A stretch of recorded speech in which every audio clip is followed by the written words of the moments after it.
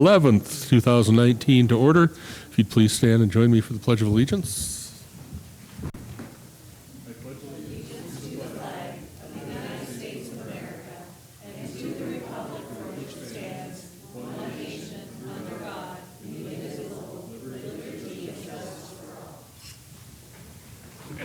And please let the record note that all council members are present this evening. We don't have minutes from our last meeting yet, but we do have a schedule of committee meetings. Ms. Rabine.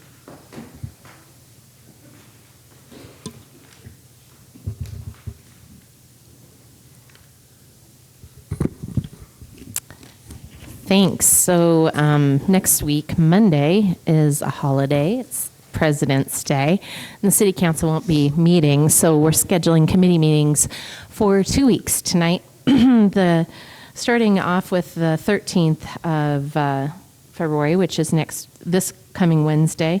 Committee of the Whole will start at 9:55 in the morning and go to 10:25. Administration and Finance Committee will follow from 10:30 to 10:50. Parks and Conservation will meet from 10:55 in the morning until 11:10. Land Use and Planning Committee will meet from 11:15 until noon. And Public Safety and Health will round out the day from 12:30 in the afternoon to 1:10. Then continuing on to next week, Committee of the Whole will meet on the 20th of February. That is also a Wednesday, and it'll be meeting from 9 in the morning to 9:45, followed by Land Use and Planning Committee from 9:50 in the morning to 10:15. Thank you, Ms. Rabine. Any changes to the committee schedule? Seeing none, we'll move on to the public comment portion of our agenda. This is your opportunity to comment on items not elsewhere on the agenda. Yes, sir. If you'd come to the front of the hall and tell us who you are for the record, please. My name is Anthony J. Cox. I've been a Missoulian my whole life. I got a problem with what's going on. I really do. So in 2003, there was a court surcharge of $5. And now in 2018, there seems to be this court surcharge of $25. And I'm wondering why in that amount of time that the court surcharge has increased by 500%. Do you hear that, guys? 500% increase. Yeah, so we and get the it. question, well, you don't speak into the microphone, so no one can ever hear you. So I'm just making sure that everyone hears me. 500% increase on court fines, surcharges through the city. Who was the mayor during that time? Anybody? Who was the city attorney during that time? How long has the city attorney held this seat? Good questions we should be asking. Here's a quote from Ginny Merriam. This is off the website News Talk KGVO with Peter Christian. Quote, "The surcharge has been in place since July 2003, beginning at $5. Its purpose was to help fund the city court system, acting like a user fee to relieve some of the expense for property taxpayers. Today, $7 of the fee helps support the prosecution work of the city attorney's office." Now that was September 18th, 2018. I urge you to look it up. KPAX.com, September 19th, 2018. Judge Kathleen Jenks and her staff expect to have a refund application form and refund procedure process in place by November 1st. We want to design a process that will make it easy for people to claim their refunds, but that will take us some time. End quote, Jenks. MissoulaCurrent.com, Martin Kidston, 9/17/2018.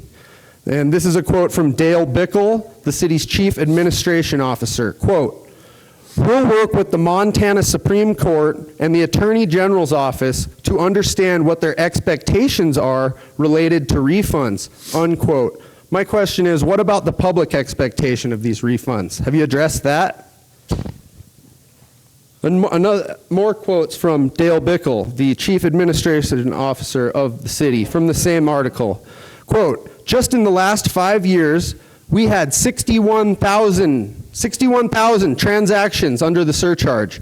It's a large volume of transactions. We have data going back to 2003 that we'll need to be able to get to. So depending on the scope and applicability of the refund program, we'll have to look at our staffing requirements and operational costs related to doing something like that. Who pays for that? Do we? Do we pay for that?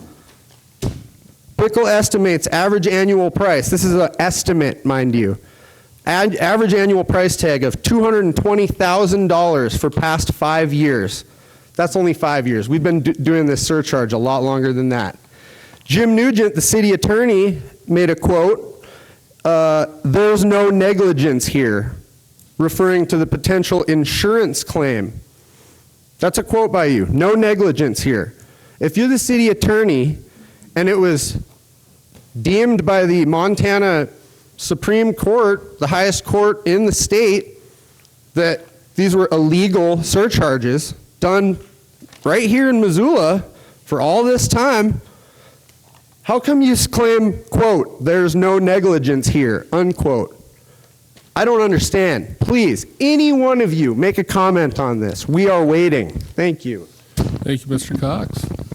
I'm not done yet. I've got all these forms, guys. If you ever had a court fine,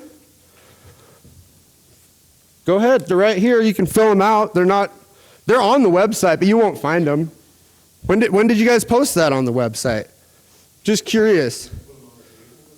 I'll just go ahead and hand them out to all the people because only so many people have the courage to come up here and talk about this. Yeah, well, so rest assured, we'll be handing these out to everyone in Missoula. Feel free. All right, We're going to go ahead and let some other folks talk tonight. Sounds good. Thank you very much. Any other general public comment this evening? Sir.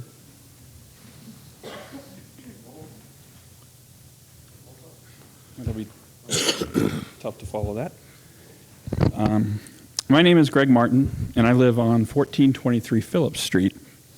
My neighbor's house on 1427 Phillips Street looks like any other Missoula residential home on the west side. It belongs to a young couple with 2 adorable children. What I didn't know for nearly all of the 19 years I've lived on that block, and what many of you may not know either, is that my neighbor's house was once the site of St. Paul African Methodist Episcopal Church, active from 1910 until the late 1930s. At that address, a congregation of the first generation of fully emancipated Black Americans held regular Sunday services. But the church was much more than that. It was the social center and the foundation of support for the town's small but burgeoning Black population. Montana historian Anthony Wood observed that the few towns in Montana that maintained an active Black population in the early 20th century were able to develop local Black businesses, fraternal organizations, civic groups, and women's groups as a result of having a church to support them. In every one of the aforementioned categories, he wrote, the local church was not only a factor of their success, but vital to their very existence. St. Paul AME held unique events, like the Emancipation Proclamation celebration, held there on January 1st, 1914. There were annual Jubilee choir performances where the church was packed with both Black and white residents to hear traditional Southern spiritual songs. For a number of years, church members put on a large Southern barbecue in Greeno Park that reportedly drew nearly 500 residents. They faced an uphill battle, though. West Side residents were outraged when they found the church was going to be located there. They pressured real estate agents and property owners not to sell or rent to Black residents in the district for fear that the church would draw more Black people to the neighborhood. Twice in its existence, the church's Sunday services were interrupted by members of the University City Chapter number 16 of the Knights of the Ku Klux Klan, Missoula's local KKK chapter. By the end of the Great Depression and World War II, the church was gone, and Missoula's Black population, already very low, plummeted even further. February is Black History Month. It can be something of an abstraction for many in this town, where our Black population is so low. But as writer Matt Novak said in an article about the racial exclusion of the state of Oregon, the racial composition of any American city is a product of its history. This may seem painfully obvious, but it's something that we need to say out loud and type in bold letters to fully appreciate. And so in recognition of Black History Month, I ask the city to find a way to recognize that history. We can surely start by finding some way to remember that the first children of emancipated Black Americans came to Missoula and started a church to try to build a life that fulfilled the promise embedded in this country's founding documents. I have written a history of the church on the website Medium. It's called Hiding in Plain Sight, St. Paul AME Church and Missoula's Forgotten Black History.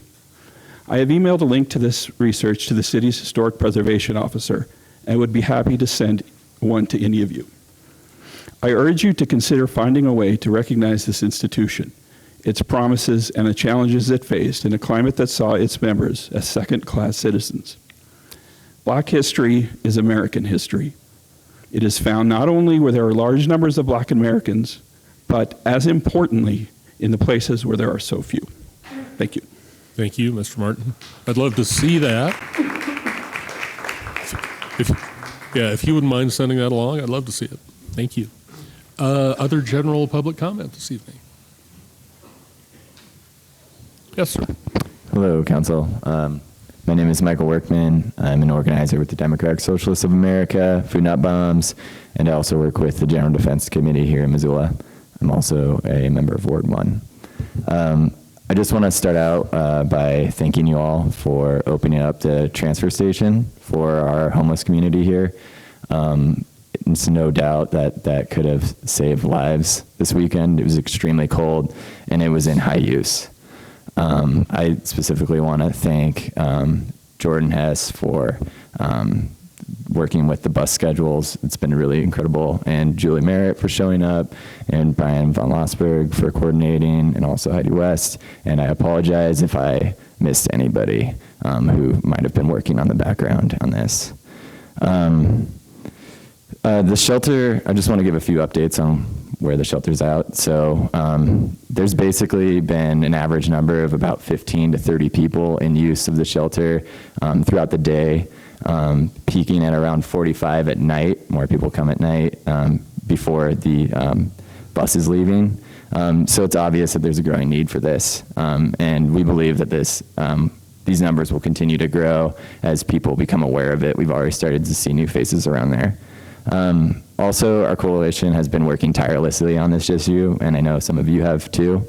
And we've stepped up to the plate. The volunteer positions have almost entirely been filled with people from our direct network, which is small, so it's a tall ask of a small group of organizers. We had about 12 hours notice of this happening, and within that 12 hours, we were able to fill the shifts, and we're still in need of volunteers. So if there's anybody in this room that wants to help volunteer, let us know. A lot of volunteers have been paying out of pocket for coffee, food, clothing, direct needs of medical needs of people in there. And so it's already becoming something that's going to be difficult to sustain. And we know that this is only lasting 2 weeks, but there's still going to be a need for it as it's cold in Montana. And so we have some demands going forward. Our immediate concerns are having a promise that this can be something that will be a permanent program, maybe not in the way that it exists right now. The transfer station may not be the best place for it, but going forward for the next year and for the rest of the winter, creating it to be a permanent program until homelessness has ended. A few of the things that we want are paid staff members that are paid a living wage to be in there. These could be part-time. We estimate maybe like 4 to 5. Also to keep the transfer station or another city building open that would serve this function until it is regularly above 32 degrees. And then to maintain the bus route between the downtown transfer station and the Salvation Army. A lot more people have been going to the Salvation Army now that that's open because it was a huge hindrance for a lot of people, including multiple handicapped folk who have no way of getting out there other than the bus. And we also ask that all city council members try to come out, including the mayor too, to just check on it. If you have already been out there, I apologize for not recognizing you, but I think it would be good to see you all there, and it would help for morale too. We also believe that this can be met, this need can be met in a timely manner. And of course, we know that this is not a permanent fix for the problem of homelessness or poverty. It is a structural issue, and this is only a Band-Aid, but it's a necessary Band-Aid for the time being, and it will save lives. So thank you for your time. Thank you, sir. Any other general public comment this evening? Yes, sir. I'm going to apologize, Michael and I didn't have time to coordinate our speeches, and they are very similar. But I don't do well working off the cuff, so I'm just going to read this anyways. Hello and welcome back, everyone. My name is Gil Wiggin, and I'm here today to speak once again to the issue of houselessness in Missoula.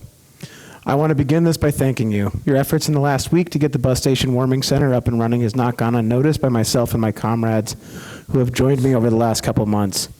Finally, it feels like our efforts, our comments, and our demands have not fallen on deaf ears. I truly appreciate the work that has gone into this, but I'm afraid to say that this is just the start.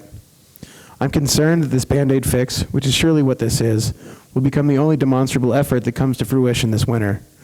While attempting not to bite the hand that feeds, I would like to make clear that there is still a lot of work to do, some of which still needs to happen sooner rather than later. One of my greatest fears is that the shelter's time limit of 2 weeks will expire, and with it so will the shuttle service to the Salvation Army shelter in the late evening when it opens its doors. I hope that I can convince you to maintain the shuttle service until the Salvation Army emergency shelter closes down for warm weather.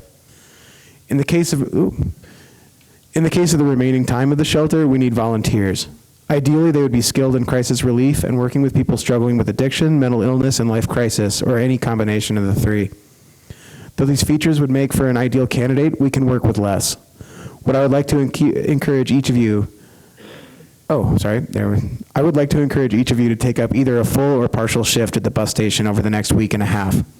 As of 5:50 p.m. this evening, there is not a single member of City Council on the volunteer list. I want to see you there with me, my comrades and the other community members who are donating their time to keep the shelter open. We need you to come see everything that goes into keeping this shelter viable, the sweat, the grit, and the compassion that is necessary to maintain such an important resource. My only request, if you do take on a shift, is that cameras stay at home. We need the people who are there to be helping, not ogling and taking a political opportunity. I want also to be clear, many of you have been contributing greatly behind the scenes. Julie Merritt, so far you are the only council person I've seen there personally.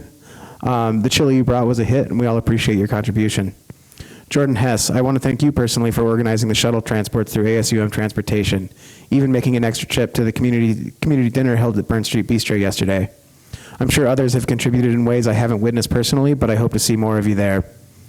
Many of you have spoken with me about meeting to talk about things we can do as a community to help our houseless neighbors, so I would like to extend an open invitation to you now. I am available to meet with anyone on this council between 4:45 and 10 p.m. Friday and Saturday this week. I'll be at the Mountain Line Transfer Center. You're welcome to come talk to me there so long as you are also willing to help out. Thank you, sir. Other general public comment this evening? Hi, my name is Leticia Romero. I wanted to start off with a quote from our mayor. Local government works hard to provide solutions for every citizen of Missoula. It's a mark of a compassionate community to look out for the least fortunate among us. This was simply the right thing to do. Thank you, Mayor, for those words. It's very true that this was the right thing to do. And I hope that as we move forward, more of us continue to do the right thing and not just focus on political stuff. This was just simply came from the heart from you guys, City Council and the mayor. I've been volunteering there since it opened last Thursday. I do want to thank for doing that. I saw Julie Merritt there, Jordan Hess, and so thank you very much for coming out and giving a chili. You guys saved lives this week. I just want to tell you that because it was really, really cold. And if the building wasn't open, I don't really know where they would have gone. So just know that you really did save life by opening this building. Going forward, definitely this is, just the beginning, and this is just a Band-Aid. I just wanted to just kind of share what the personal side of things, as far as like the people that you normally walk downtown and see and are just strangers, like now you know by name, or at least I know by name now. Now they have a story. Now I've talked with them. I've exchanged my story. They've also told me their stories. They become people. And at one point, those people were kids, were children, just like we were. And somewhere along the line, the system, the community, whatever, we failed them. And they are now in a position where it's really vulnerable.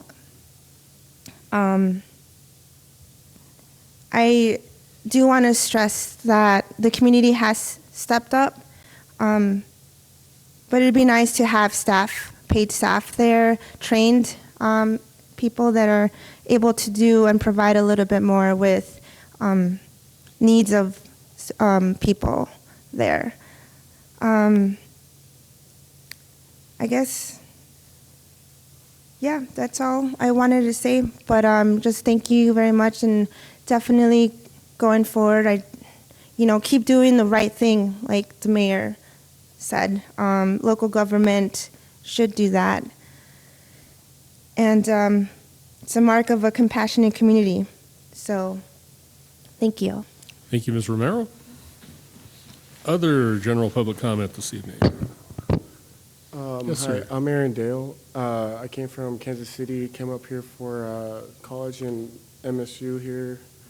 And anyway, I've been forced to stay in the shelters since my paperwork wasn't in right. So I've been staying here, came on a whim, tried to start school early, didn't have my paperwork in. Anyway, ever since I've been staying here at these shelters, the staff there doesn't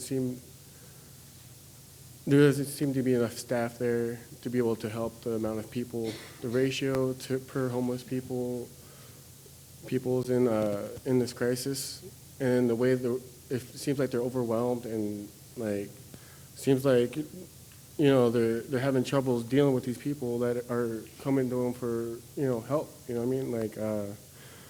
And it's stressing. I believe that I moved here 2012. I had my son here in town.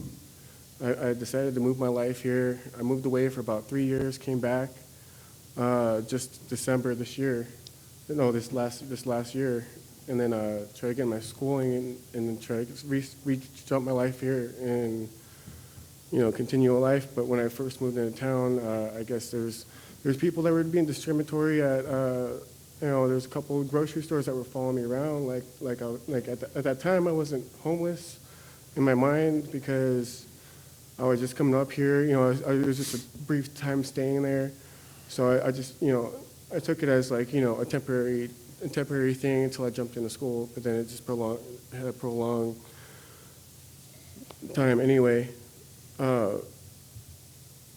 when that happened.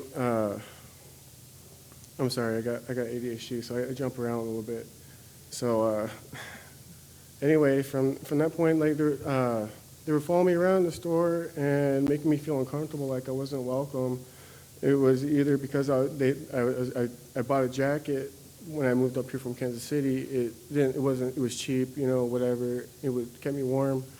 But then when I looked around, there was a lot of homeless people wearing the same things. And I was like, well, if I change my look a little bit, maybe I'll be a little bit more accepted by walking around. You know what I mean? And it's not really cool for stores.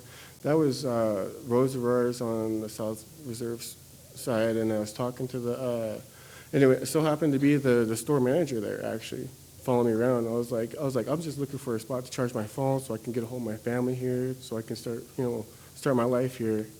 Made me feel so uncomfortable. And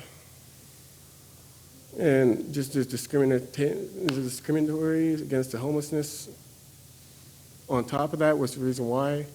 And I think there should be another, I have my grant writing certificate to help out with, help try to fund another building across town near the other transfer center. At least, far enough from, business areas. That way it'll be a little bit more manageable. And I think that we should, try to step towards and helping this more than making it a problem. So if there's any way that you guys can point me in the direction, I'm willing to help out in any way. I got time till, my schooling, and then between schooling times and, whatever, I can help out then too and volunteer, whatever. All right, thank you. Thank you, sir. Anyone else this evening? All right, with that, we will move on, ladies and gentlemen, to our consent agenda. Items on that agenda were approved unanimously in City Council standing committees, and we save a little time on Mondays by considering these items all at once. Ms. Rabine will read the list of consent agenda items aloud so those in the audience and those at home will know what we're considering, and we'll take comment on these items before we vote. Ms. Rabine. Thanks. Tonight's consent agenda looks like eight items. Never fails. You turn the mic on and then you get a frog in your throat. All right. Number one is to approve claims in the amount of $1,099,744.83 for checks that are dated tomorrow, which is February 12th, 2019. Number two is a two-parter. The first part is to approve and authorize the mayor to sign a reimbursement agreement between Mercantile Investors LLC, the City of Missoula, and the Missoula Redevelopment Agency, governing reimbursement to Mercantile Investors LLC for the cost of design and construction of eligible costs identified under Montana Code Annotated, that's the state law, 7.15.42, including deconstruction, demolition, environmental mediation, pharmacy building restoration, utility relocations, and right-of-way improvements, and setting out the terms of the agreement. The second part is to adopt a resolution authorizing the issuance and sale of $3,647,844 subordinate lien tax increment urban renewal bonds from the Front Street Urban Renewal District, Series 2019, to pay or reimburse the cost of certain improvements undertaken in connection with an urban renewal project, prescribing the form and terms thereof and security therefore, and amending and supplementing Resolution Number 8126.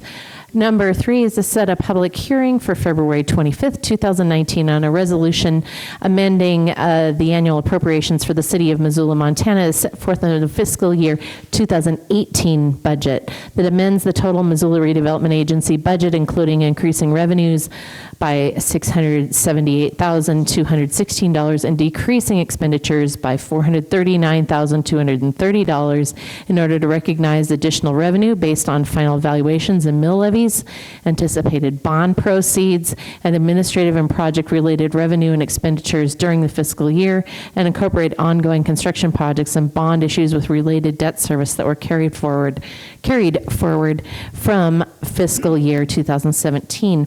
Number four is to confirm the mayor's appointment of Jessica Doherty Goodburn to the Bicycle and Pedestrian Advisory Board to fill a vacated term commencing immediately and expiring on September 30th of 2021.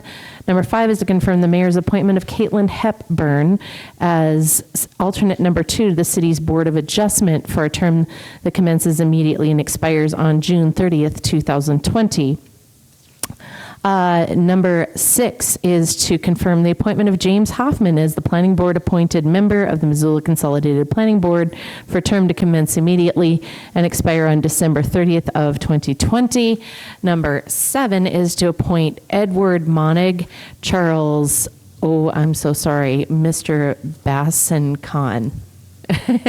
How did Bassanson. There, thank you, Julie. Deanna Bublitz and Eric Anderson to the Open Space Advisory Committee for terms beginning January 26, 2019, and ending on January 25th of 2022.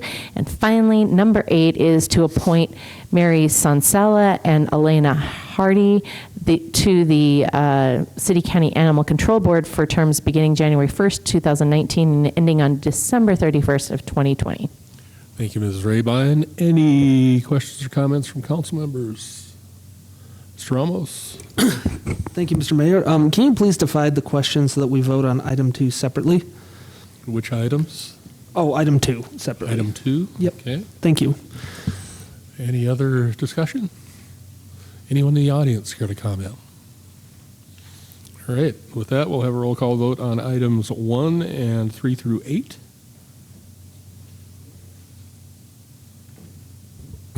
Okay, on the consent agenda as amended. Anderson. Anderson votes yes. Armstrong. Armstrong votes yes. Becerra.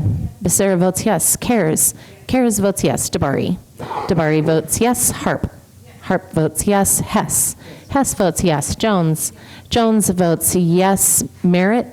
Merritt votes yes. Ramos. Ramos votes yes. Von Lossberg. Von Lossberg votes yes. And West. West votes yes. Would any of you like to change your vote? That is 12 ayes. And on item number 2. And on item number 2 of the consent agenda, the two-parter, Armstrong. Armstrong votes yes. Becerra. Becerra votes yes. Cares. Cares votes yes. Dabari. Dabari votes yes. Harp. Harp votes yes. Hess. Hess votes yes. Jones. Jones votes yes. Merritt. Merritt votes yes. Ramos. Ramos votes no. Von Lossberg. Von Lossberg votes yes. West. West votes yes. And Anderson. Anderson votes yes. Would any of you like to change your vote? That is 11 ayes and 1 nay. And the consent agenda is approved. I am unaware of any comments from city staff, agencies, boards, commissions, authorities, or the community forum this evening. We do have 2 proclamations, ladies and gentlemen. First, kindness is an attribute that grows within all people. And whereas nurturing kindness within ourselves and modeling kindness to others provides an opportunity to guide and inspire an entire community, and whereas intentionally performing an act of kindness has the potential of lifting spirits and encourages others to practice kindness, and whereas by fostering acts of kindness within our community, we help our citizens develop a base of compassion and perspective within themselves and those around them, and whereas Missoula is seen by the nation and the world as a center for bringing kindness, inspiring citizens worldwide, young and old, to take a moment and be a thoughtful, compassionate friend, neighbor, and fellow citizen. Now, therefore, I, John Engen, Mayor of the City of Missoula and the State of Montana, do hereby proclaim the week of February 11th through 15th, 2019, in Missoula, Montana, as Superhero of Kindness Week.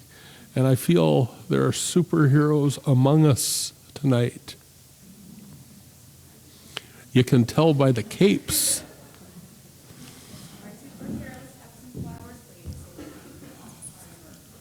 Thank you very much.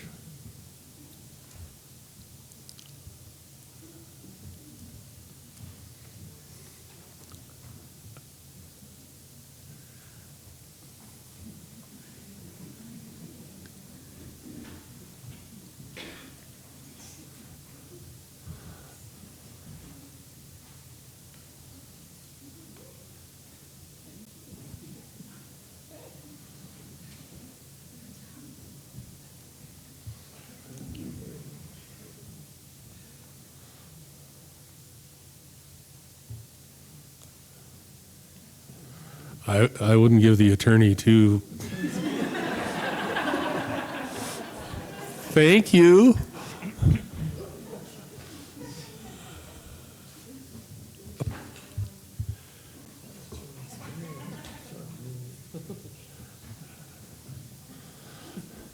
You're not only superheroes, you're super brave.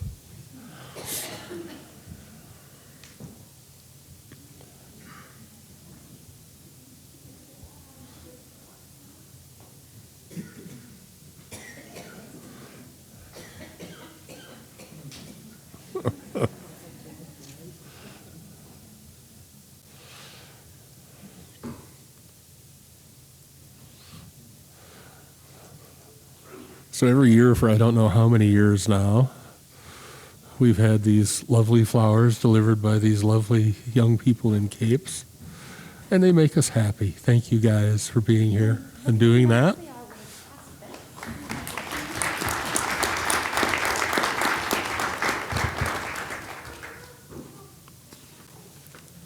Makes me want to wear a cape. Pardon me. And next, ladies and gentlemen, whereas the city of Missoula joins with Canada to spur awareness in Montana, the Great Plains region in the United States, for murdered and missing Indigenous women, and whereas there is not a comprehensive estimate of Indigenous women who are missing and murdered in the United States, but many factors contribute to this crisis, such as fear, stigma, legal barriers, racism, sexism, and the devastating levels of violence in the United States. And whereas nearly half of all Native American women in the United States have been raped, beaten, or stalked by an intimate partner, they are 2.5 times more likely to experience sexual assault. 1 in 3 will be raped in her lifetime. And on some reservations, women are murdered at a rate 10 times higher than the national average.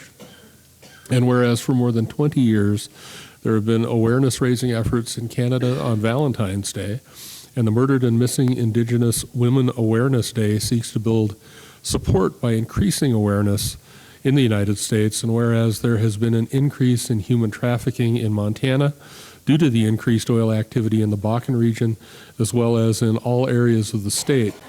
On June 15th, 2018, Jermaine Charlo went missing in Missoula, and investigators believe she may have been kidnapped. Jermaine is still missing. Now, therefore, I, John Engen, Mayor of the City of Missoula and the State of Montana, hereby proclaim Thursday, February 14th, 2019, as Murdered and Missing Indigenous Women Awareness Day. We've been reading this proclamation for a number of years, sadly, but it's important, and I really appreciate the folks who brought this issue first to council. And I can tell you that if there's anything encouraging afoot, it's that the issue is now being heard by more folks and paid more attention to because of the advocacy in this room and elsewhere. With regard in particular to Ms. Charlo, some of you may know that Detective Guy Baker, Missoula Police Detective, is one of the state's leading authorities on human trafficking. I had a phone conversation with Guy about a week and a half ago, and we spent considerable time talking about Jermaine, and I can tell you that Guy Baker takes his job seriously, and in this case personally, and based on that conversation, I know he's not going to rest until we know what's happened with Ms. Charlo and someone is brought to justice. So thank you all for being here. I'm grateful to you and for you. Next, ladies and gentlemen, we have public hearings. I'm sorry, did someone want to speak to the proclamation this evening? You're welcome to. Please.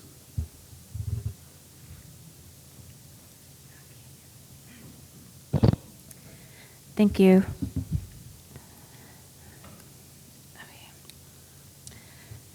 So my name is Kathleen Littleleaf, and I am the Blackfeet and Blackfoot Trouble member and a therapist and licensed addiction counselor. And I've resided in Missoula County for 17 years, and I'm here to acknowledge the importance of the proclamation of acknowledging February 14th as Missing and Murdered Indigenous Women Awareness Day in Missoula County. What can we do collectively to address the crisis of missing, murdered Indigenous women? Individually, we can take accountability to research and learn as a community the issues we are facing as a collective community. Native Americans are part of this state and country, and the issues we face are not isolated tribally. The issues of missing and murdered Indigenous women and girls and missing and murdered Indigenous men and boys as a community is a community and statewide crisis. There are 8 tribes in Montana, and the closest reservation boundaries include Confederate Salish Kootenai tribe, and the Native American presence is obvious in this state and county. Missoula County is not immune, and we as a community has lost one of our tribal members from the Confederate Salish Kootenai tribe. She went missing, or Jermaine Charlotte went missing in June 2018, and she continues to still be missing. As a community, we have work to do in making the city of Missoula as safe as it can be, and by that, awareness of missing and murdered Indigenous women issues needs to continue to be addressed, especially on a legislative level. Our local representatives need to be doing all they can to support legislation which brings some solutions to addressing the crisis we are in as a community. Hannah's Act was just recently presented at the Capitol as HB 21. This kind of legislation is necessary because Montana ranks number 2 in the nation with the highest number of missing murdered Indigenous women. Hannah's Act would implement the Department of Justice to assist with the investigation of all missing person cases. Currently, we do not have an effective database, which is a need for Indian country in tracking cases of missing individuals. Hannah's Act establishes the Department of Justice to employ a missing person specialist responsible for working closely with 19 local, state, federal, and tribal law enforcement authorities on missing person cases and provide guidance, support to law enforcement and families in search for missing people, and manage a database on missing persons and other databases to ensure records of missing persons are accurate. I know with these types of legislation, I think we can begin the process in addressing the crisis we are in regarding missing and murdered Indigenous women. I am a community member, but I am also a Native American, and I am a mother of 4 daughters and 5 granddaughters. Help me in bringing awareness to the issues of missing and murdered Indigenous women. Help me to find solutions. Help me advocate for change and work towards saving the lives of Native American women, girls, men, and boys in the state and county. And I just want to add one last thing in regards to what I'm presenting, and that is there's another missing female, in Blackfeet and Browning, and I believe she was found murdered. I don't know if anybody else here can acknowledge that, but this is something that's happening pretty regularly, and I'm glad that we are acknowledging as February 14th as Missing and Murdered Indigenous Women's Awareness Day here in Missoula County. So thank you. Thank you, Ms. Littleleaf.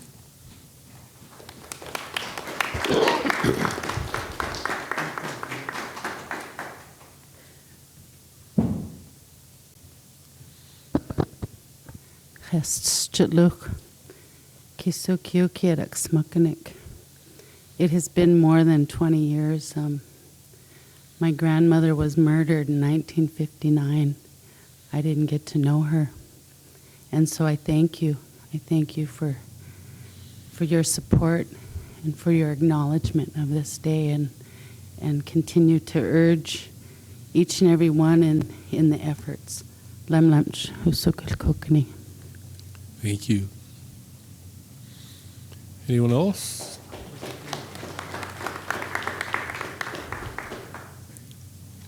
Good afternoon.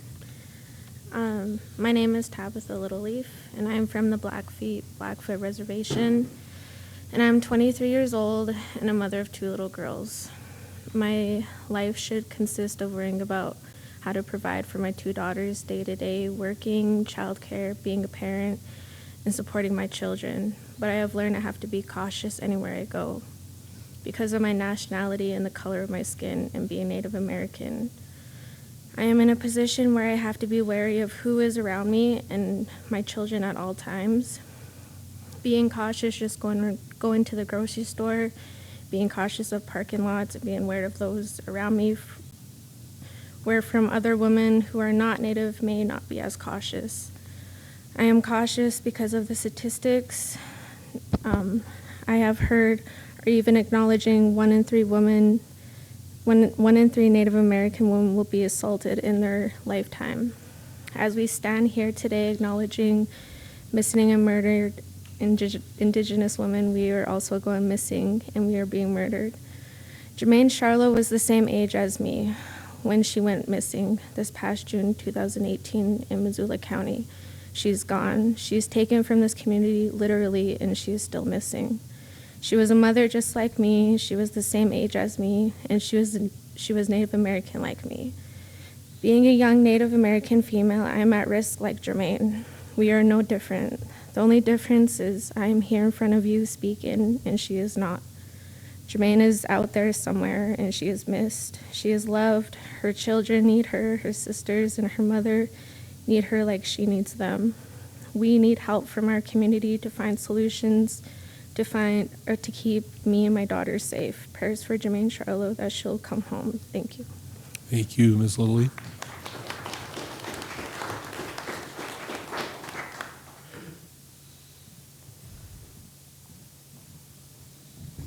Good evening. My name is Kim Markison, and I am a member of the Confederated Salish and Kootenai tribes, and I've lived here in Missoula for about 12 years. I'm a professional social worker, and I work at the Missoula YWCA as a sexual assault response advocate, and I'm also a group facilitator for survivors of domestic and sexual violence. As the mother of a beautiful 14-year-old daughter, I've had to do my best to protect her and make her aware of the reality that she is a prime target to be kidnapped and or murdered. This has impacted her sense of freedom and her sense of being as a carefree teenager. Unfortunately, these are necessary precautions to take in order for her to be safe and aware of the real dangers out there for Native American women and girls.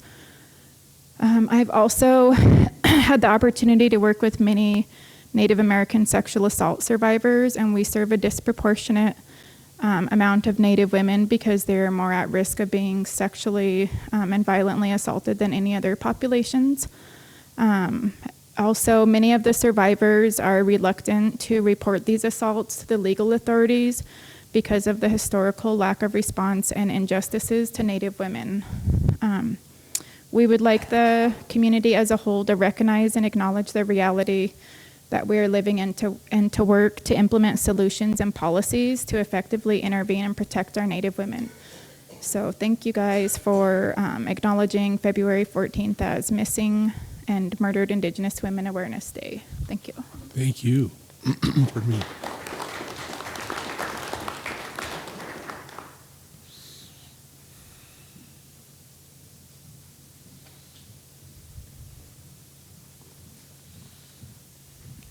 Chas Julu Pesiat, Ariana Mat Luisquas, Chin Upanelcha Etnam Spent, Inchka Uchis Geliuch, Inchka Luin Snatzl Kamintin, Salish Ukasanka, Luin Snatzl Kamintin, Chin Tata Ayakin. Good evening, everyone. My name is Ariana Matt. I am 18 years old. I am from Arlee, and I'm currently attending Salish Kootenai College, studying chemical dependency. And I'm Bitterroot Salish and an enrolled member of the Confederated Salish and Kootenai tribes. As an 18-year-old young Native American woman, it is my job at this day and age to always be aware of my surroundings and to where I go. I work with kids. That's basically what I do on my downtime is I work with the youth on the reservation. And even though they're at a younger age, they're still at risk at some point in their life to be a target. And even though it's not their specific age range, they're still at risk and they're still targeted. And I worry about them. And I can't imagine the mothers, the sisters, the siblings, everything to these women who go missing. All our families want is answers, and we want solutions. And we really just want to bring our sisters home. And we just appreciate you guys listening to our voice and our concerns and for allowing us to speak. Lum lumsh. Thank you.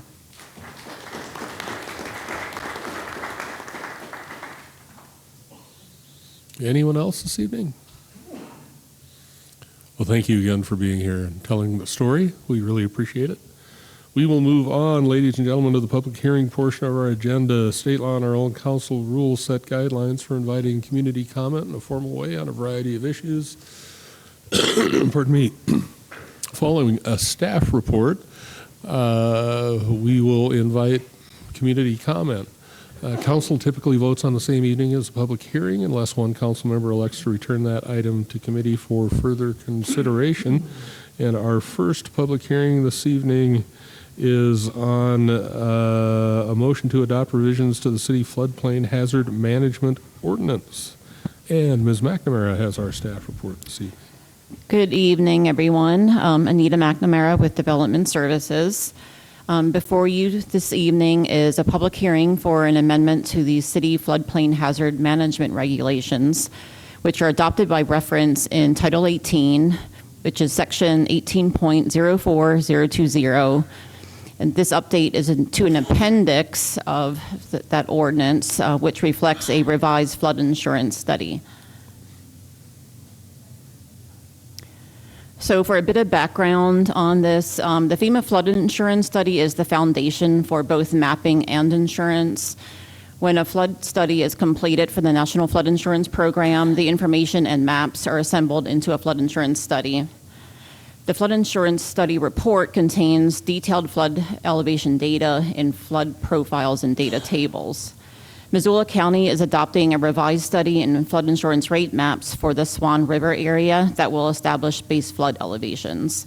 Because the flood insurance study covers all of Missoula County and it includes all of the municipalities within the county, including the city of Missoula, the city is also required to adopt the revised flood insurance study. So for us, this means updating the appendix to our floodplain regulations to reflect the revision to the flood insurance study. For a bit on the process, on September 7th of 2018, FEMA did notify Missoula County that it received no appeals after its statutory 90-day appeal period, and that the revised floodplain maps for the Swan River area, along with the flood insurance study, will become effective on March the 7th, 2019. FEMA requires that both Missoula County and the City of Missoula adopt these changes by this date for continued participation in the National Flood Insurance Program. The proposed schedule meets this requirement by having the adoption hearing today on February the 11th, 2019. With regard to comments, agency comments were received by DNRC with a few minor suggestions that were incorporated. Legal ads ran in the Missoulian on January the 27th and February the 3rd. So the city has been participating in the National Flood Insurance Program since 1975, and there are both federal and state laws that require that local communities that participate in the National Flood Insurance Program must adopt compliant regulations.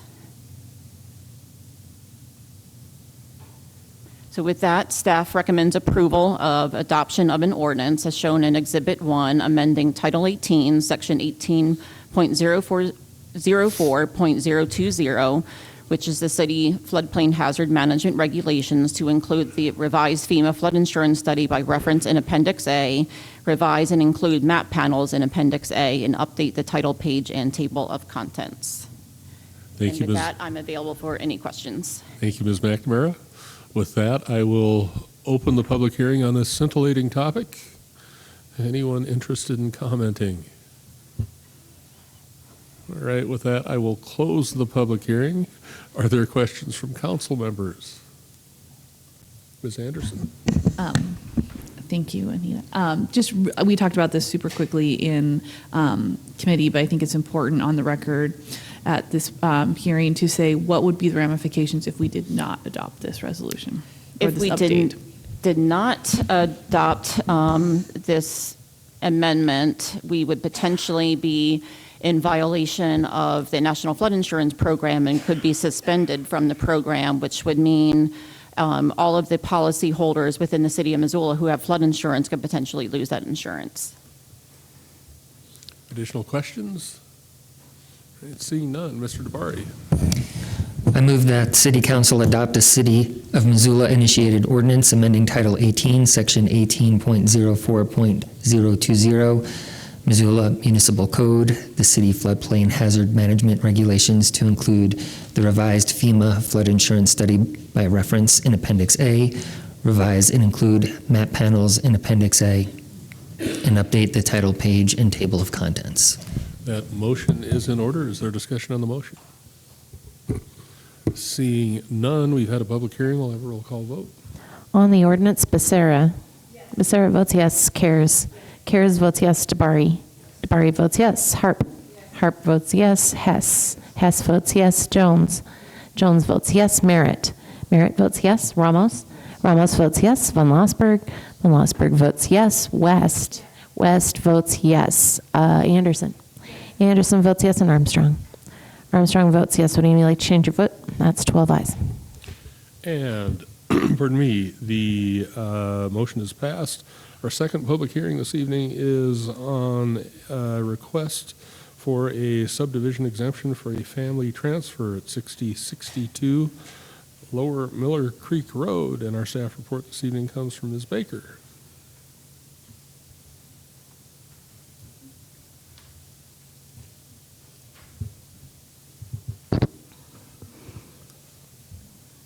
Good evening, everyone. My name is Jenny Baker. I'm with Development Services. Tonight I am presenting a request from Victor and Alice Lavadier, represented by Ken Jenkins with Montana Northwest Company, for approval to do a subdivision exemption for a family transfer of a portion of their property to their son Tanner. Both Mr. Jenkins from Montana Northwest as well as Alice Lavadier and Tanner are here this evening. This request requires a public hearing before City Council because it is the second performed by the Lavadiers, who did a boundary line relocation with their neighbors in May 2018. When the same claimant files for more than one subdivision exemption, a public hearing is required for City Council to decide if the claimant is entitled to the family transfer exemption. This slide shows the location of the property. It's indicated with a red star. It is in the Miller Creek Neighborhood Council area and part of City Council's Ward 5.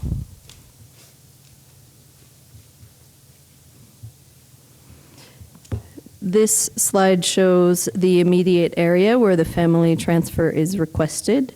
6062 Lower Miller Creek Road is outlined in red on the slide. The existing dwelling that you see will remain, and and it will be on its own lot. That helps a little, yeah. I know it's.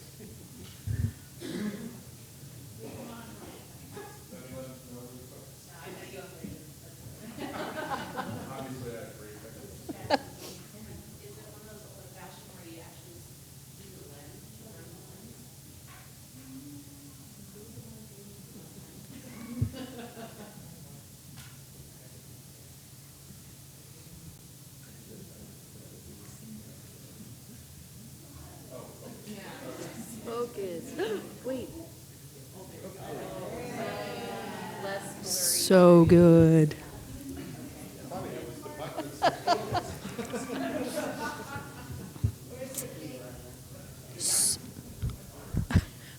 So I'll start over from the beginning, right? Oh, Ms. Baker. All right, I won't. So the property is zoned R20 residential, as is most of the surrounding area, all that's shown in yellow on this slide. R20 is a zoning district that requires a minimum parcel size of 20,000 square feet, as well as a parcel area per unit of 20,000 square feet. Detached dwellings are the only permitted building type. As previously mentioned, the reason for this public hearing is that in May 2018, the Lavadiers and their neighbor at 6105 Helena Drive, that's outlined in green on this slide, they did a subdivision exemption for a boundary line relocation. This was the original configuration of the two lots.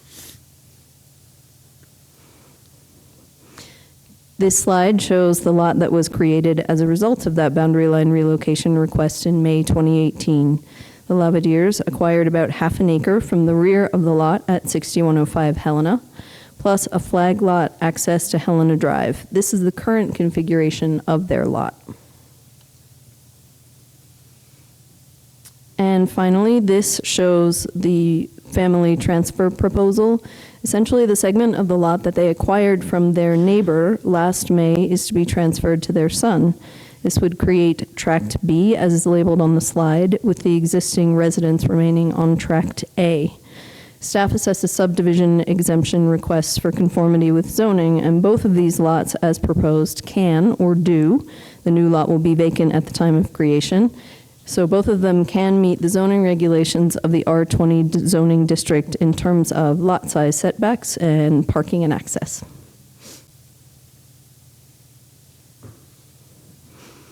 Now I'll talk about access to these lots. On this slide, the areas in red are within city limits. The existing dwelling at 6062 Lower Miller Creek Road is outlined in blue. You can see that the lot doesn't actually have direct frontage on Lower Miller Creek Road.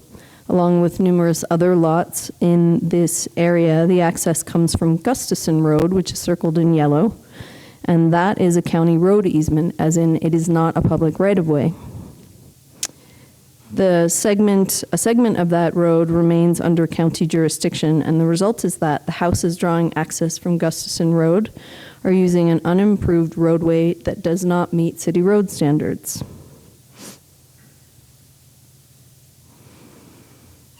Since improvements to Gustafson are not possible given its split jurisdiction, city engineering requires that the new lot take access from Helena Drive, which is a city street. This is possible via the 20-foot wide private access easement over the flag lot portions of both Tract A and B, with direct access to Helena Drive. The reason for this requirement is to prevent further traffic on an unimproved roadway, which is Gustafson.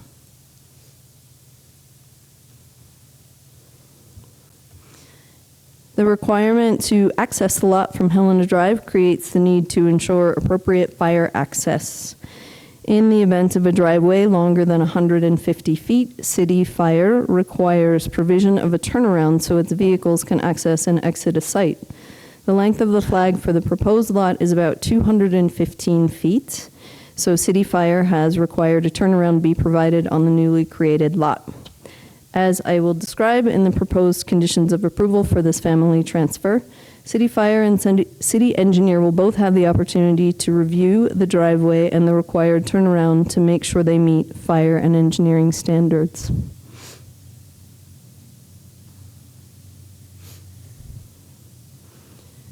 Given the configurations of the lot and the conditions of the proposed family transfer, staff recommends 3 conditions of approval.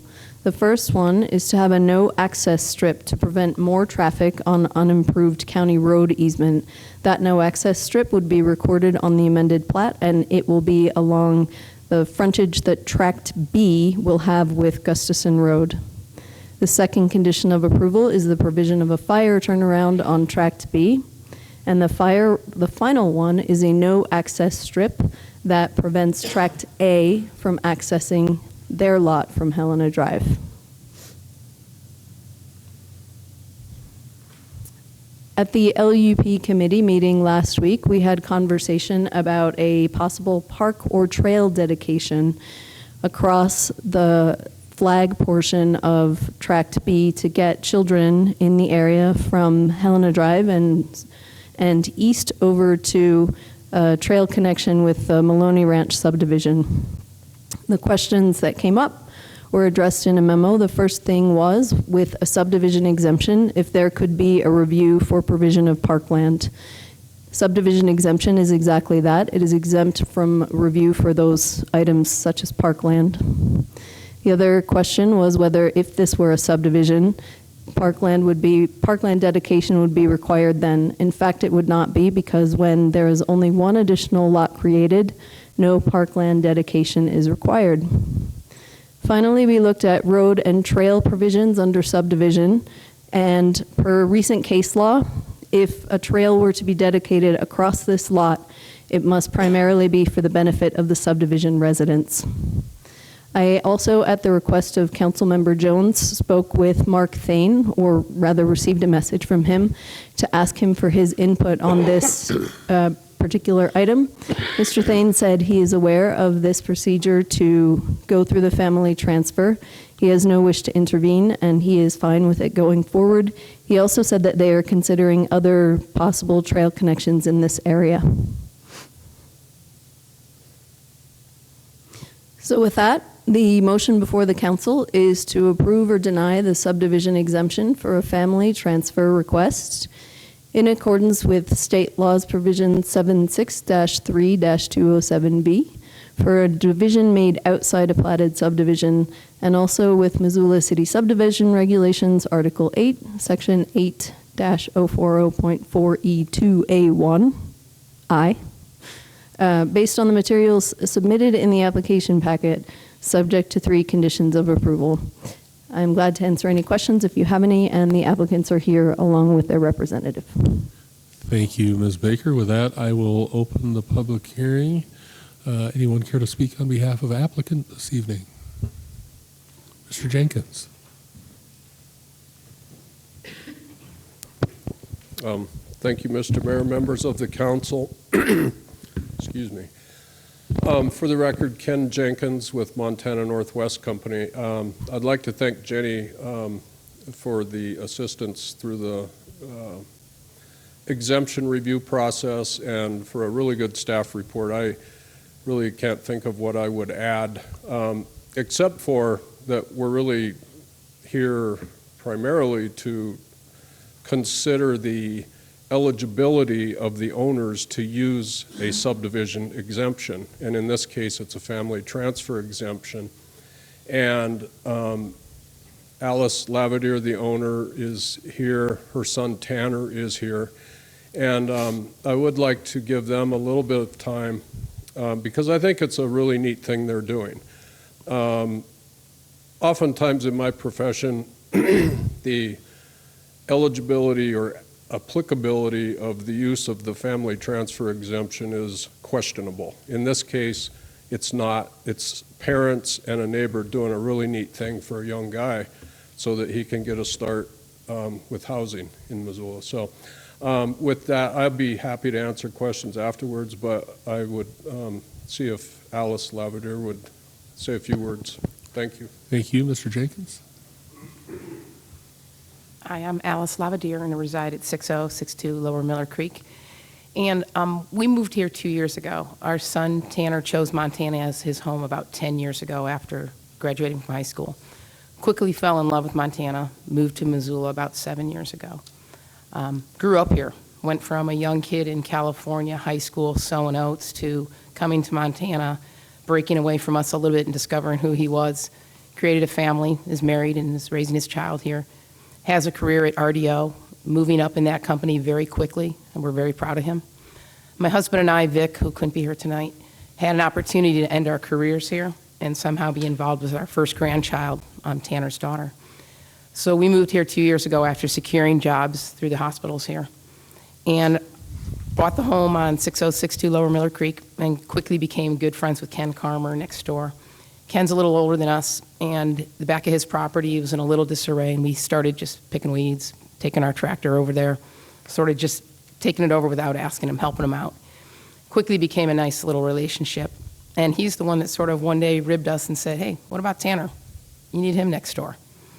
And we all sort of laughed about it and then realized that's not a bad plan. Ken is also in a spot where he's looking at finances now. He's getting up in age and needs to think about that.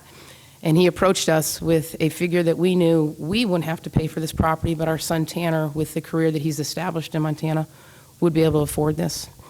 So we went through the first step of us securing the border lot transfer so that Vic and I would own that property. We went personally and called Mark Thane to double check about some rumors about a trail going through there.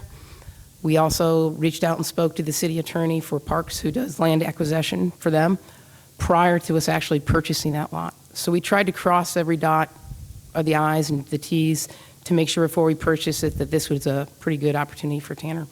And everybody assured us, yes, we could move forward. It's hopefully going to happen. We've sat down and looked at plans for a simple home there. Our granddaughter is now enrolled in kindergarten at the school there, where I get to walk her twice a week to school, and it's our plan to stay here and help him raise that child. So I'm hoping you can consider this. We've tried to follow all the rules and talk to everybody before we actually purchase that land. Thank you. Thank you, ma'am. Anyone else this evening? All right, with that, I will close the public hearing. Are there questions from council members? Mr. DeBarre? I have a question for Ms. Baker. Can you go to the first slide, 11, please? The other slide, 11. So I have a question about item number 1, and we may need to go to the map to look at number 3. But if we were to establish a no-access strip on what might be, or it's Gustafson Road, if at any point in time in the future that were to be, that area were to be annexed and the street improved, could that access easement be removed? Because that would make for better access to these parcels.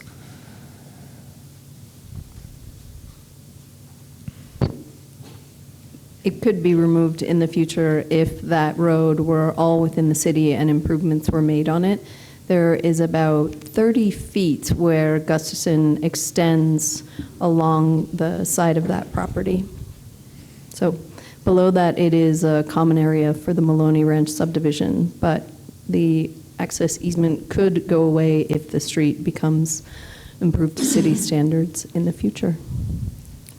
And what process do we use to make that happen? Would council need to initiate that, or is it up to the property owner? I don't believe that that would come back before the council, and I don't know the exact process that would have to happen. It may require filing an amended plat on top of an amended plat to have it removed, because that's where it will be recorded. Okay, can I ask another question? So in this... Ken actually has some insight on how that would happen. The no access strip at this juncture makes sense to keep the parents' access as is, but because we're creating a new lot, have that access off of Helena. So the no access strips for right now make sense. Right. I think on the plat, we could put language, you raise a good point. On the plat, we could put language about that no access strip, something to the effect that it's a no access strip until such time as annexation and street improvements to City of Missoula standards, or something like that. In other words, have a trigger on the plat itself.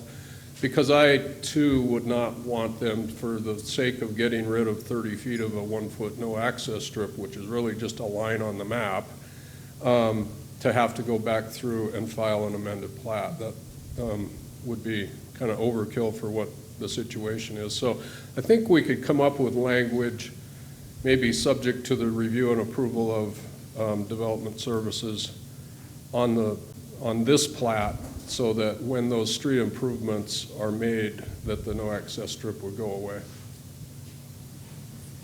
Mr. Murray? So on this flag lot, access would be to Helena. That strip is 30 feet wide? It's 15 feet that will be part of Tract B, and then there is a 5-foot part of that flag that will be part of Tract A. So altogether there are 20 feet. Fire requires at least 14 feet of paving, all of which can fit into the portion of the flag that belongs to Tract B. Okay. That's it for right now. Thank you. Ms. Jones? Jenny, if you could go to the other slide, 11. It's 11A and 11B. Oh, that's right. Perfect, thanks. The last bullet point, it states road standards and trail provision per case law must be primarily for benefit of subdivision residents. So my first question is, what subdivision are we talking about? Are we talking about the splitting Lot A into Lot A and B, that subdivision, or the broader subdivision when this entire area was built? I just wasn't clear on that, first of all. So this refers to if they had to go through subdivision for this, could there have been, under those conditions, a review with road standards where there's a section that talks about possible trail provision, and could it have been required? Case law recently has stated that in order to do that, the trail has to be for the benefit of the residents of the subdivision, which would be the Lavadiers in this case, if they had gone through subdivision. Okay, so it's our smaller subdivision. Got it. Then primarily for the benefit of subdivision residents does not necessarily mean exclusively for the benefit of subdivision residents. Is that correct too? It doesn't, but when there are two lots and the reason for the trail provision is for school children to cross, I don't know how that would sort of accord with the case law that recently was applied in this instance. Ms. Merritt? I'm sorry, can you go back to one of the slides that has a picture of the lot? Yeah, that'll do. So is it true that the entire flag and then what would be the north 20 feet of Tract B is already an easement for to the city for the water line that runs through there? There is a water line easement that is part of the flag, yes. And is that 20 feet wide? It is now. Okay. For further questions, Mr. Bray. I'm wondering if we could go ahead and send this back to committee and I would, if we are okay with doing that, I would request that staff work on language to do as Mr. Jenkins had suggested with regard to item number 1, and also explore the efficacy of that for condition number 3.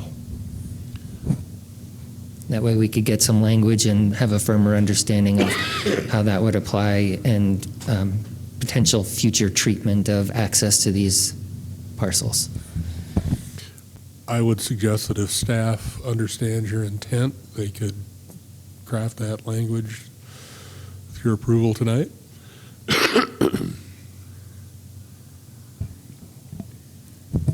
On the fly. On the fly, on the floor. I'd like to hear what my colleagues have to say. I'm inclined to talk about it in committee. Okay. Ms. Merritt? I would agree with Dr. Dabari. I would also like to send this back to committee if I could follow up real quick with that. My understanding is that one of the requirements of these exemptions is that, especially since 2 exemptions have been used back to back, that it's the applicant's responsibility to explain to us how this is not an evasion of the subdivision regulations. And I just don't feel like I've gotten that information at this point. Okay. Mr. Barry's asked that this item be returned to committee. When would you like to hear it? I think on the 20th. Okay. All right. We'll have plenty of time because I think it's a short meeting schedule and this shouldn't take very long, maybe half hour. Okay. All right. We have no additional public hearings this evening. I'll pass on communications from the mayor. We'll start with general comments of council members with Ms. Armstrong. Mr. Barry. Ms. Jones. Ms. Cares. Mr. Von Lossberg. I just want to thank the folks that came out from community school. I have a deep affection for what community school teaches relative to kindness and mindfulness, and it's really good to see those folks on an annual basis. And I wanted to thank as well the folks that came out to speak to the Murdered and Missing Indigenous Women proclamation. Made me think about our former colleague, Dr. Swaney, and her eloquence speaking to this in the past. And lastly, I just wanted to give a special thanks to my old-timer colleague, Jordan, for his help the last several days. Ms. Becerra. Mr. Ramos. Mr. Hess. I return the thanks to Mr. Van Lasberg and Mayor Engen for getting this emergency warming shelter open. It is a temporary solution, and it's really a disaster relief solution brought on by extreme cold temperatures. And I, like many of you, are committed to a long-term solution that we'll figure out in due time with the proper process and the proper resources.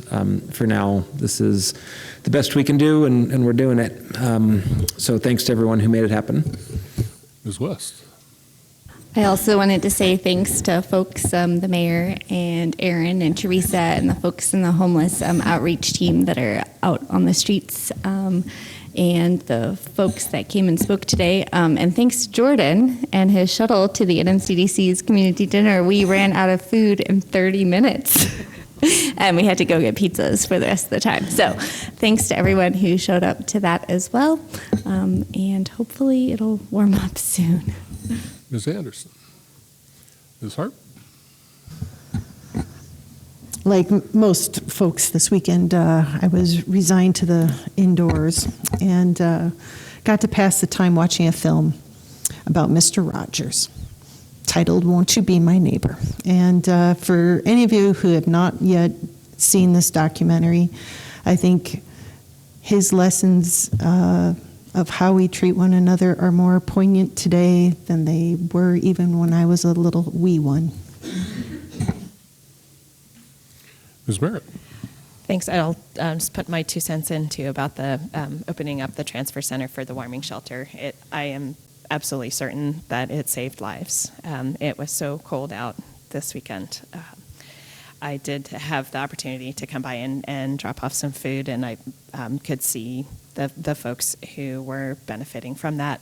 I also wanted to give a shout out to one group of folks who I haven't heard specifically thanked yet in this effort, and that is the Missoula police officers. I know that this added to their workload to have folks at the transfer center, and I saw them handling a couple of situations, and they, of course, as always, did their wonderful professional best. So I appreciate their efforts. Thanks. We have no committee reports. We have some new business this evening in the form of a legislative update. The work of our lobbyists and our positions are posted on the website. And this evening we also have a motion regarding what the Energy and Climate team have suggested. Mr. Von Lossberg, would you like to make that motion? Ms. Jones, would you like to make that motion? I would be happy to make the motion and introduce it. Let me just introduce it a little bit so everyone knows what we're talking about. The Energy and Climate team is underneath the City Council. They advise us on these environmental issues, and we've got a lot of new people on the Energy and Climate team, and this last week we're getting up to speed in terms of how to interact with the legislature and have it be constructive, because frankly it's a moving target over there, and we have a lot of public process that we have to do. So at our meeting on Thursday, we were lucky to have a member, Michael Dorsorst, who'd spent a lot of time culling through all of the bills. He created a document that prioritized some bills to pay attention to in kind of level 1 and level 2. We have Chris Rowe from the Energy and Climate team here, who can introduce these if you want them at all, but basically if you click on links you can see what they're about. And just to clarify, at this point, if this passes, this is a list that goes to John McDonald, our lobbyist, to not babysit all of these bills necessarily, but to keep them on his radar, and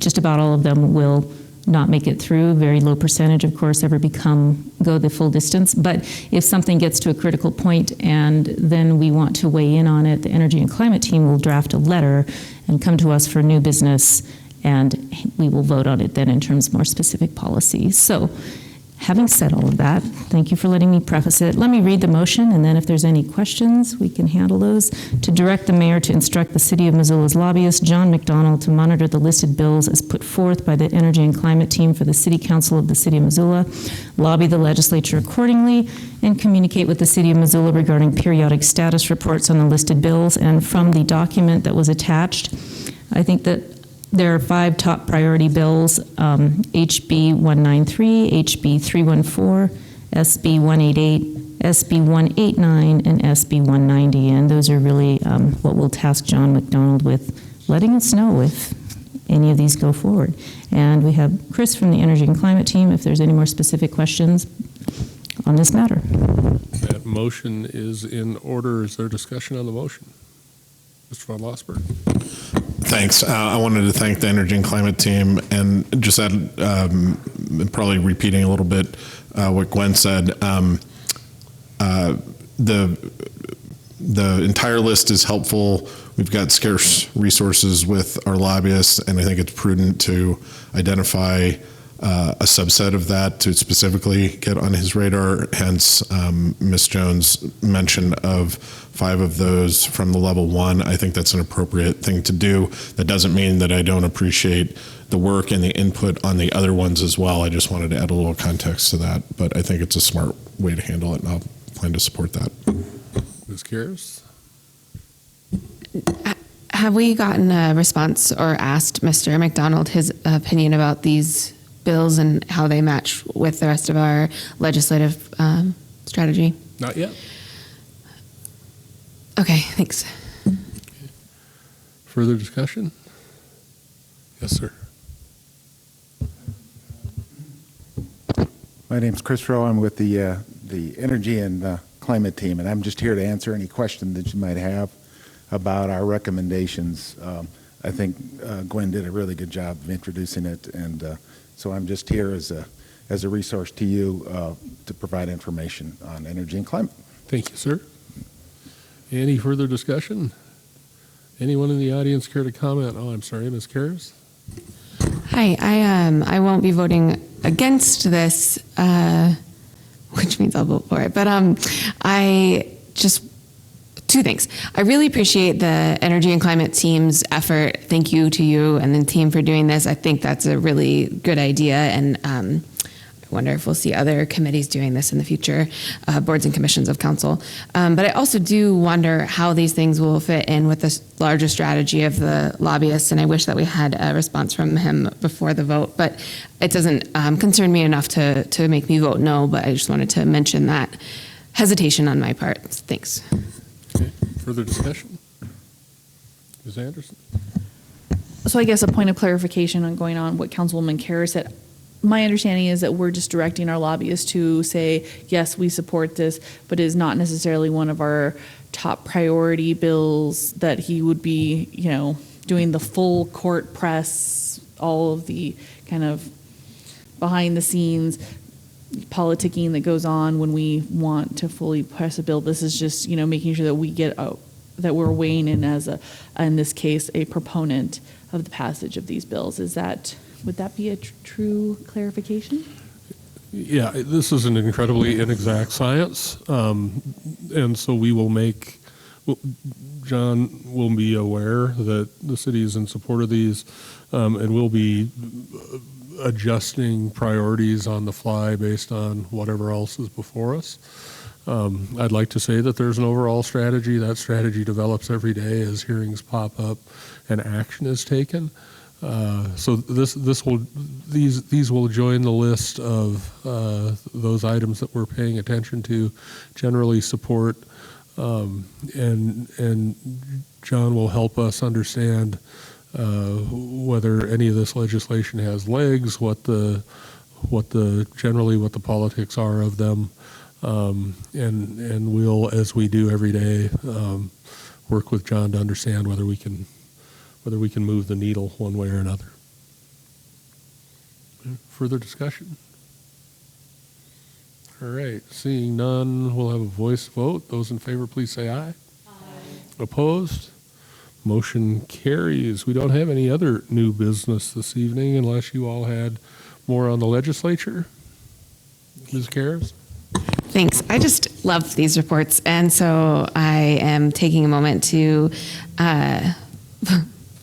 publicly state that, and my appreciation for Mr. McDonald. I was reading this week's and just reminded me that we have so many as related to criminal justice issues, and I'll just stop. But I'm particularly, one more thing. I'm particularly pleased to see that we have a very administrative bill moving forward around municipal court judges, which is an important piece of the puzzle for getting another municipal court judge in Missoula County or Missoula City. And so I think it's really reassuring to see that there. Thanks. That was your staff working directly with Mr. McDonald to find a legislative sponsor for that particular bill? Yeah, I'm really grateful. And yeah, criminal justice. So Chief Brady and our esteemed our esteemed city attorney, wow, that shouldn't be a mouthful tonight, have been extraordinarily busy this session. It's been really law and order intensive. Okay. Any further discussion, Mr. Von Lossberg? I just wanted to mention one of the things that we've been tracking, obviously, is Medicaid expansion, and there was a fantastically informative interview on Yellowstone Public Radio with Mary Cafaro and a Republican legislator, and I'm blanking on his name right now. Both of them really did justice to the issue, and if you're tracking this issue in the legislature, and this was a big topic when we met with our local legislative representatives, I'd encourage you to find that program from the weekend and listen to it. Ms. West? General comment. Tomorrow is Housing Day at the Rotunda, and I would just like to thank all of our folks working in the area of affordable housing that are going to be there. I know folks from Homeward are going, and Trust Montana, and taking the opportunity to learn and educate our legislators so that they can make informed decisions for all of us. So, thanks. All right. Pardon me. Do we have any additional items to be referred? Seeing none of those, any miscellaneous communications, reports, petitions, or announcements? Seeing none, as always, I thank you for your service. Ladies and gentlemen, we'll be adjourned.